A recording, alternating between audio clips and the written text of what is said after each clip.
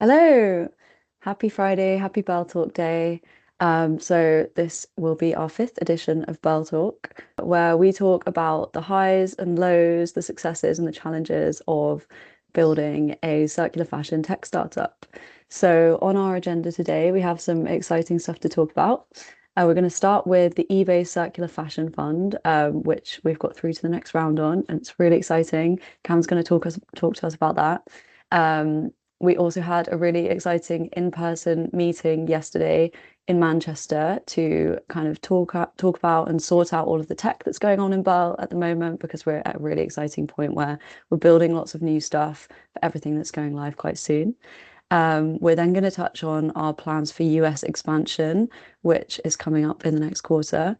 And finally, we'll talk about our new website, which went live a couple of weeks ago. And yeah, we're really happy with how it turned out. So without further ado, let's start with the eBay Circular Fashion Fund, Cam.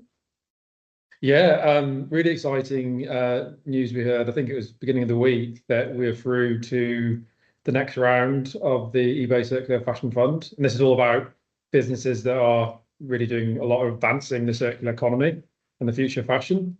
For context, me and Pete, I think we applied the previous year and didn't make it through to the next stage. Obviously, we were earlier in our journey, etc. So it's a nice sort of recognition to see the advancements Birl's made and to get to that next round. And it sounds like there were, hundreds of applications, and this award is now global, so it's out to all companies globally can apply. And they've got 12 sort of through in the sort of North America region and then 12 in the rest of the world. So that's where Birl's in that kind of 12 pool.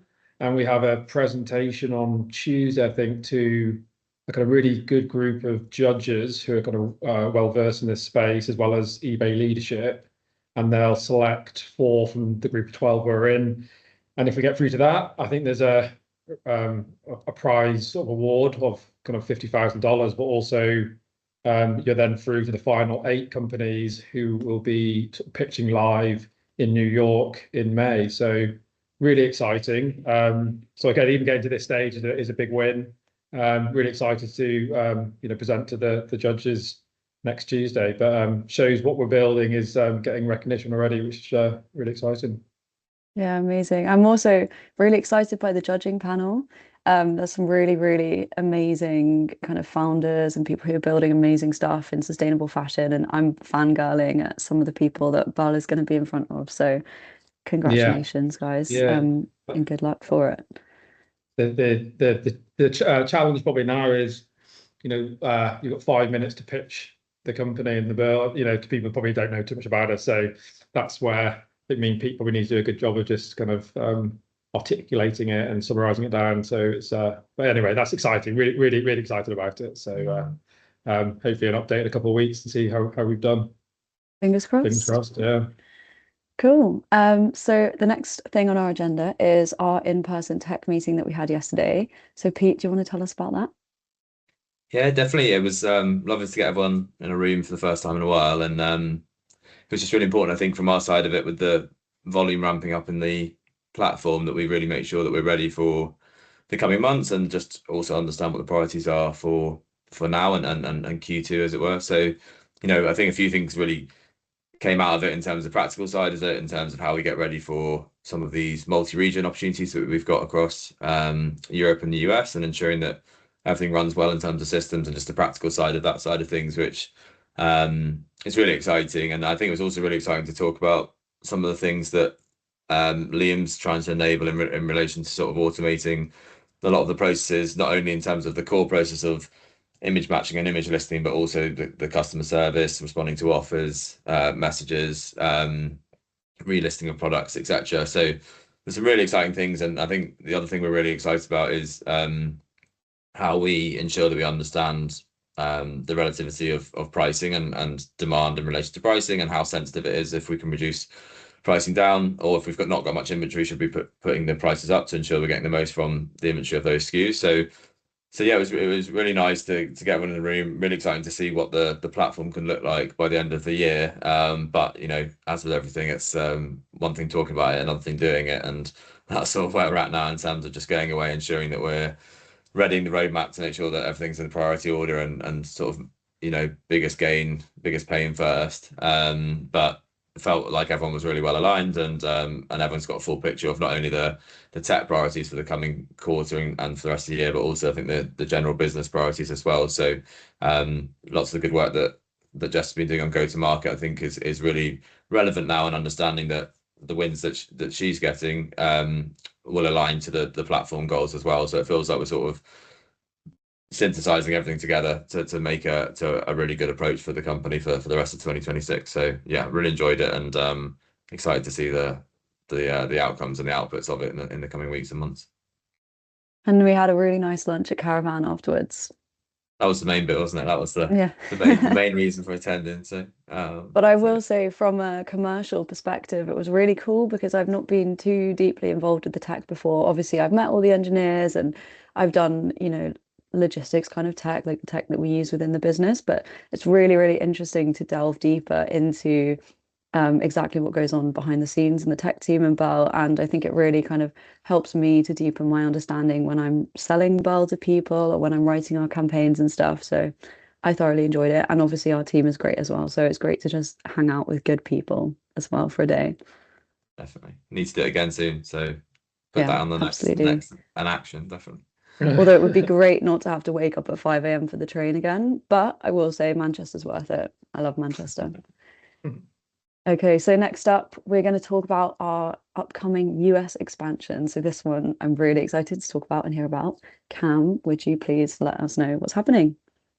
Yeah, it was kind of a good, as I said, we got all together, and part of that was actually talking about ensuring we're building, the Birl platform solution that can obviously scale, but be multi-region. So, the brands we're already working with in the sort of dominant market being UK, they also are looking for solution via Birl, in Europe and the US as their kind of core next market. So we need to make sure Birl is ready for that.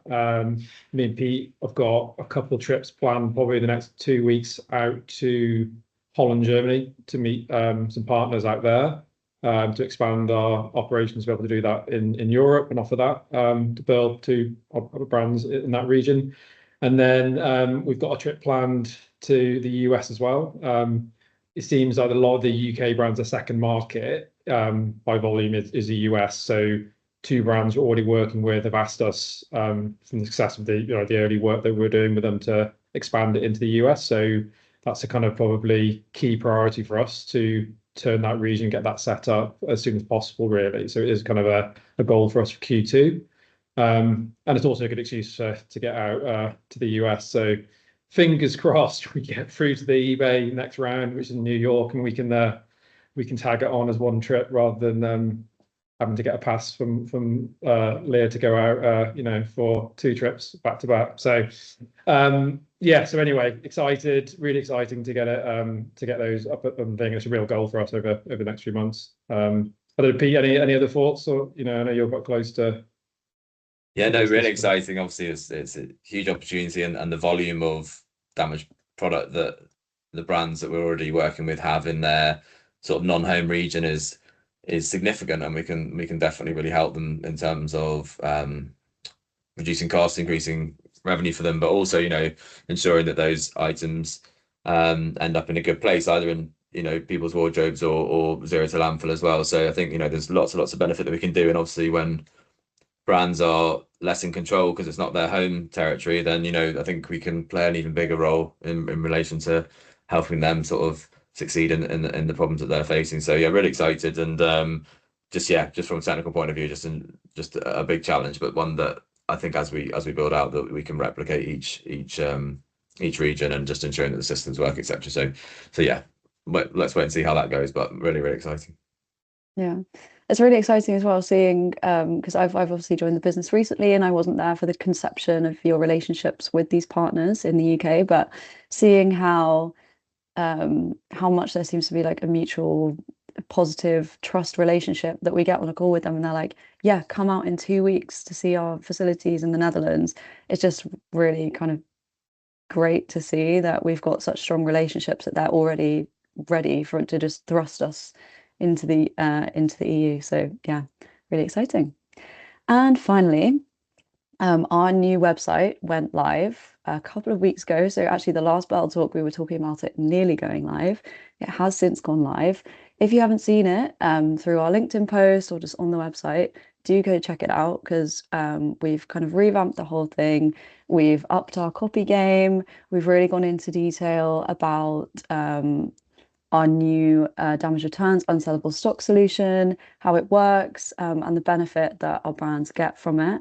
And yeah, we're really proud of it. So also a huge shout out to Ellen. Thank you for the design and building it in Webflow because it was not a small task.